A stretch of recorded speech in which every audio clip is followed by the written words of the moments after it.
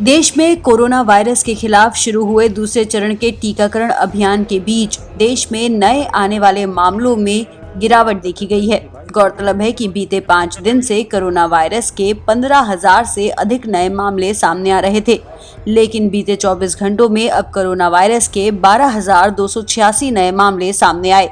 गौरतलब है कि भारत में कोविड-19 का कुल आंकड़ा अब 1,11,24,527 हो चुका है। वहीं भारत में अब तक 1,07,98,921 लोग कोविड-19 से ठीक हो गए हैं।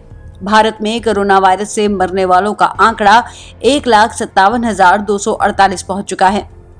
भले ही भारत में कोविड-19 के नए मामलों में हल्की गिरावट देखी गई हो, लेकिन भारत में एक्टिव केसेस बढ़ रहे हैं। भारत में इस समय एक्टिव केस का कुल आंकड़ा 1,68,358 हो चुका है। महाराष्ट्र और केरल भारत के 2 ऐसे राज्य हैं जहां पे एक्टिव केस इस समय सबसे ज्यादा हैं। महाराष्ट्र में 78,000 से ज्यादा तो केरला में 48,000 से ज्यादा एक्टिव केस हैं। गौरतलब है कि देश में कोविड-19 की जांच का आंकड़ा भी लगातार बढ़ रहा है।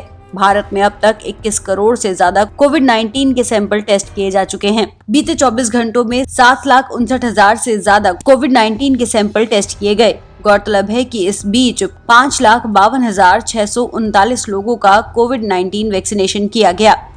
भारत में अब तक 1,48,54,136 लोगों का कोविड-19 टीकाकरण हो चुका है। देश में 16 जनवरी से शुरू हुए टीकाकरण के पहले चरण में दिल्ली में 3.6 लाख से ज्यादा स्वास्थ्य कर्मियों और अग्रिम मोर्चे के कर्मियों को टीके लगाए गए थे।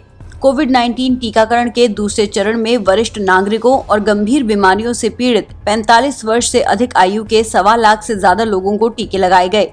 इसमें 60 साल के 1,28,630 और 45 से अधिक उम्र के 18,850 लोगों को टीका लगाया गया। दिल्ली के स्वास्थ्य मंत्री सत्येंद्र जैन ने बताया कि आखिरकार दिल्ली में किस तरह कोविड-19 टीकाकरण किया जा रहा है।